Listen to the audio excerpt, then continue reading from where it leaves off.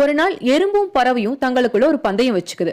யார் முதல்ல போய் அந்த மலை உச்சிய தொடறது அப்படிங்கிறது தான் அந்த பந்தயம். பறவை எறும்ப பார்த்து ஏளனமா சிரிச்சுட்டு மலையை நோக்கி பறக்குது. கொஞ்ச நேரத்திலேயே பறவை மலை உச்சிய தொட்டுருச்சு. மலை உச்சிக்கு போன பறவை மேல இருந்து கீழே இருக்கும் எறும்ப தேடுது.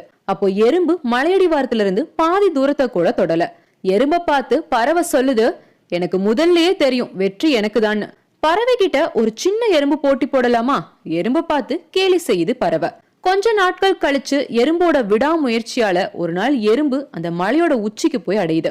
அப்போ அந்த பக்கமா மலையை கடந்து போன பறவை மலை உச்சியில இருக்கும் எறும்ப ஆச்சரியமா பாக்குது. அப்போ பறவைய பார்த்து எறும்பு சொல்லுது, வெற்றி அப்படின்றது எல்லோருக்குமே பொதுவானது. சிலருக்கு வெற்றி சீக்கிரமாவே கிடைச்சிடும், ஆனா சிலருக்கு தாமதமா கிடைக்கும்.